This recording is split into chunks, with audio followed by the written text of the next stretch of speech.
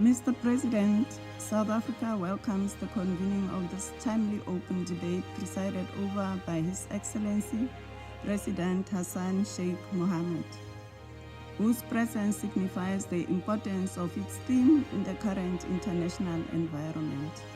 We thank the distinguished briefers for their insightful comments. South Africa has always believed in the international rule of law with the United Nations Charter at its core, an international system based on the fundamental legal principles of the sovereign equality of states, territorial integrity, and political independence inherently benefits all nations, large and small. It has led to the prohibition of interventions in the internal or external affairs of other states, the prohibition of the use of force that is not in line with Article 51 of the Charter or duly authorized by this Council, obligations to respect and implement treaties in good faith, cooperation among states, the peaceful settlement of disputes, as well as respect for human rights and the self-determination of peoples. Furthermore, it has provided a framework for development by defending the vulnerable against exploitation and coercion. We therefore reaffirm our commitment to the rule of law as well as the principles enshrined in the UN Charter. The debate today aimed at reaffirming the international rule of law is therefore very opportune given the current geopolitical developments, largely characterized by the wanton disregard for international law, a deficit of trust among nations, erosion of the spirit of cooperation, and the inability of the institution, especially the UN Security Council, to act when required. We therefore appreciate Somalia's leadership on this issue, building on the Security Council Presidential Statement, PRST 2014/5. Mr. President, when countries ignore the Charter and act contrary to the central premise, it undermines the credibility of the entire system within which we all undertake our international relations. It erodes trust that law will protect those most vulnerable to the excesses of power. At times like these, our collective action is required to build a just and more humane world. Key for the United Nations is the reform of the Security Council to allow this principal organ of the UN to fulfill its mandate and enable the enforcement of the rule of law as a backbone for the maintenance of international peace and security. The unfettered exercise of the veto has largely hindered much-needed action to protect the most vulnerable, even in the midst of a genocide committed in full view of the global public, with national interests prioritized over the maintenance of international peace and security. In this regard, we have seen how the General Assembly has stepped in to address pressing issues in the face of the failure of the Security Council to act. While all principal organs of the UN contribute to the maintenance of international peace and security, it is also important to recognize the reinforcing nature of all three pillars of the UN, and thus the promotion and respect for human rights and access to justice to ensure accountability will have a meaningful impact in the lives of peoples. Finally, Mr. President, we must be clear that the violations of international law are the exception to the normative progress we have all made. Therefore, it is incumbent on all of us to ensure accountability for gross violations which threaten all of us. A precedent of impunity for those wielding unrestrained power is a dangerous one, which threatens the very bedrock of international peace and security. We must therefore be united as we had been in the past and rally behind the UN in its lofty and noble ambitions set out in the Charter. As I conclude, Mr. President, South Africa aligns itself with the statement to be delivered by Austria on behalf of the group of friends of the rule of law. I thank you. I thank the representative of South Africa for her notion. Rule of law is the very bedrock of sovereignty, of dignity, of stability, and of sustainable development. The Constituent Act of the African Union enshrines democratic governance, human rights, rule of law, and good governance as binding principles. It also reaffirms the territorial integrity and the intangibility of borders and peaceful coexistence in an increasingly unstable world. These principles define the identity of Africa and guide our collective action. Africa's commitment to peace is not merely limited to principles, it is reflected in action. And the relevant Security Council resolution has marked a significant step in the partnership between the United Nations and the African Union. We recognize the role of regional organizations in the maintenance of international peace and security. African troop contributing countries, specifically in Somalia, continue to undertake significant efforts and make contributions. We honor the memory of those men and women who lost their lives as they sought to advance peace, and we applaud the determination of Africa to shoulder a greater degree of responsibility for its own security in partnership with the international community. This commitment is undergirded by tangible commitments, including through the AU Peace Fund. African states increasingly leverage legal mechanisms in order to peacefully resolve their disputes, specifically the ICJ and regional jurisdictions. This reflects a deeply rooted conviction that rule must prevail, law must prevail over force. The discussions of international law lead to an alarming recognition of an alarming reality. There are divisions in this council.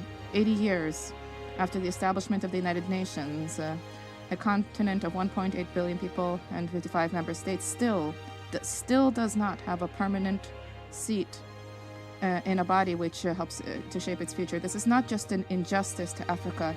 This is a matter of credibility and a problem of effectiveness for the Council itself. Africa's position is clear, and we stand united, as is reflected in the Swahili consensus and the Sirte Declaration. A permanent seat with all of the prerogatives, including the right of a veto, and 5 non-permanent seats. This is not a matter of privilege, it's a matter of equity and correcting a historical injustice. We call for greater cooperation between the United Nations and regional organizations, specifically the African Union, in accordance with Chapter 8 of the Charter, as well as for partnership rooted in mutual respect, complementarity, and responsibility sharing. Excellencies, breathing new life into multilateralism requires more than rhetoric. This requires respect for good faith, respect for international relations, peaceful dispute resolution, more equitable global governance, and political courage to reform institutions which fail to reflect present-day realities. We stand ready to play our role, guided by the 2063 Agenda and by the Charter of the United Nations. We extend a hand to all those who aspire to a more just, a more peaceful, and a more inclusive world order. For Africa, rule of law is neither optional nor selective, nor is it negotiable. A rule of law is a very prerequisite for peace. Let us see to it that succeeding generations do not inherit a weakened system, but that they inherit renewed multilateralism that is more robust, more fair, and worthy of trust. Thank you. I thank His Excellency Mahmoud Ali Youssouf for his briefings. And now give the floor to Judge Abdul Qawi Youssouf.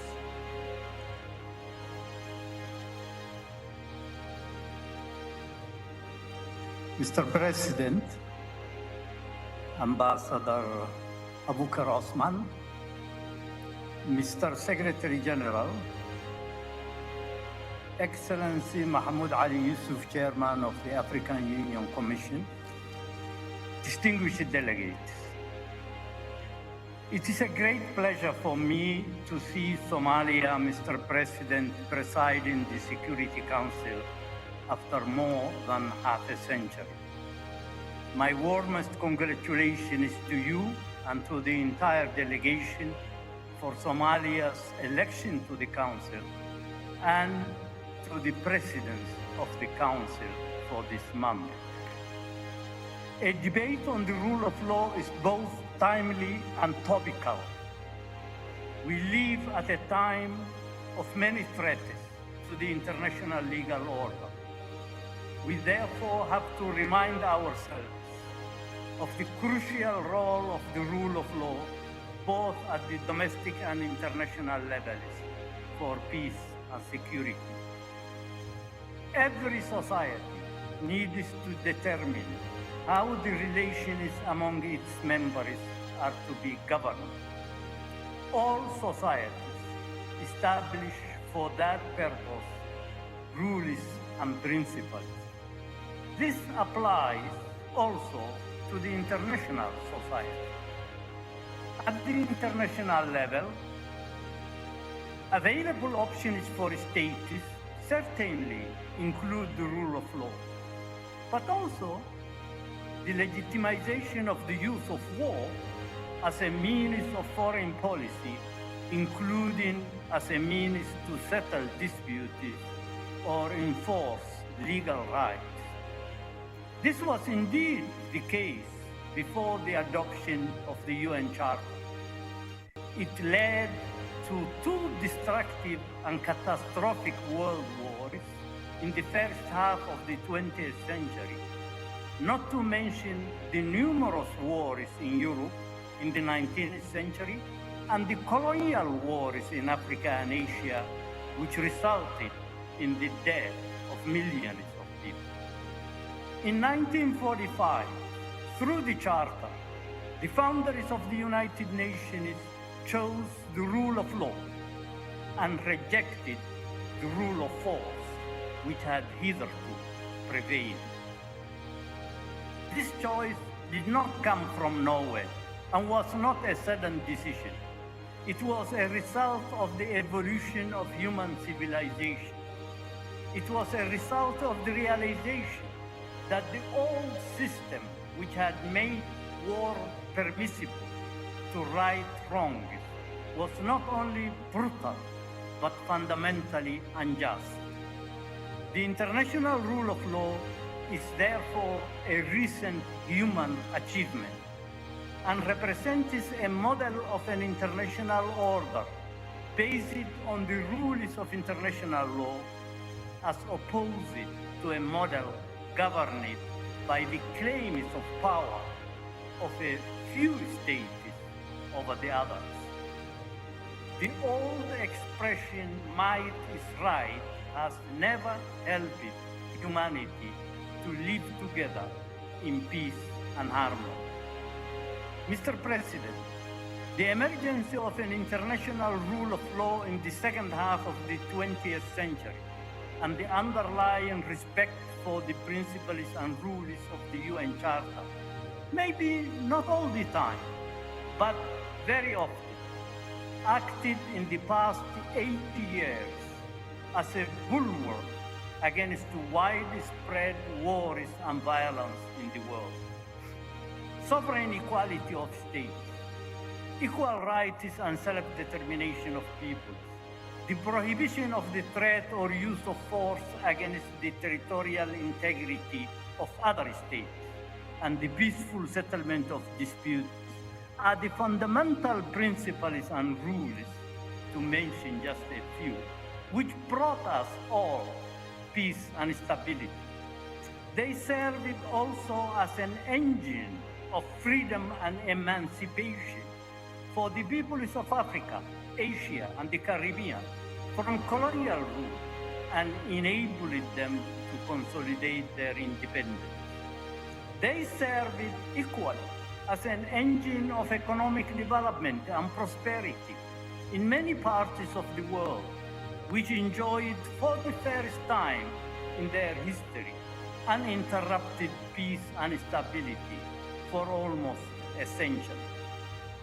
The embodiment of the rule of law in the UN Charter went hand in hand with a significant increase, not only in the rules applicable to relations between states, but also those applicable to individuals and those meant to facilitate the life of people when crossing borders for whatever reason or communicating with others outside their countries or continents.